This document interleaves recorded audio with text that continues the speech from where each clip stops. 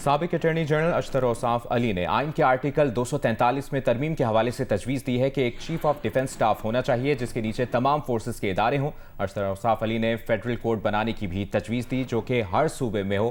Programme capital talk میں تحریک انصاف کے barrister Umair نیازی نے کہا، اشتر اوصاف کی تجویز ایک عملی بات ہے، 2 متوازی سپریم کورٹس رہیں گی، ایک صوبائی معاملات کے لیے اور ایک فیڈرل کے لیے۔ پیپلز پارٹی کے رہنما ندیم افضل چند نے کہا کہ مطالبہ کیا کہ 27ویں آئینی ترمیم پارلیمان میں کم از کم 1 ماہ بحث ہونی چاہیے اور وہ لائیو بھی دکھائی جائے۔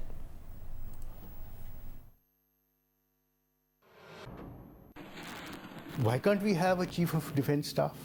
یعنی کہ آرمی چیف بھی ہے اور چیف آف ڈیفنس سٹاف بھی ہے۔ جی بالکل، اور چیف آف ڈیفنس سٹاف جو ہوں وہ آپ کے نیوکلیر آرسنل کو بھی دیکھیں، وہ آپ کی نیوی کو بھی دیکھیں، وہ آپ کی ایئر فورس کو بھی دیکھیں، وہ آپ کی بری فوج کو بھی تو دیکھیں۔ جو 243 جو ہے اس میں کوئی چینج لانی ہے تو صرف اس میں ایڈ کرنا ہے، مثبت کیجئے، اور پھر آپ کو آرمی ایکٹ کو بھی آپ کو چینج کرنا ہوگا، ایئر فورس ایکٹ کو بھی اور نیوی ایکٹ کو بھی۔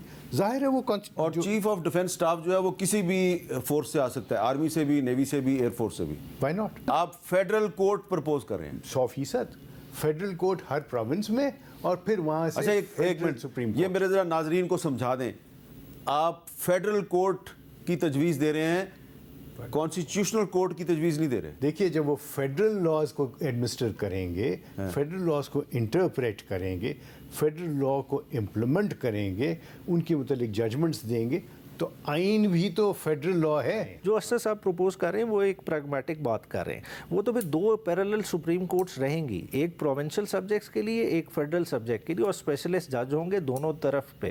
یہ پارلیمان میں ڈیبیٹ ہونی چاہیے اور لائیو جانی چاہیے تاکہ پبلک بھی سنے، اور یہ اتنی جلدی میں سمجھتا ہوں 1 مہینہ کم از کم اس کے اوپر ڈیبیٹ سینٹ اور قومی اسمبلی میں کروائیں، ایک شق کے اوپر، اور تاکہ پبلک کو پتہ چلے کہ کیا چیز ٹھیک ہے کیا غلط ہے۔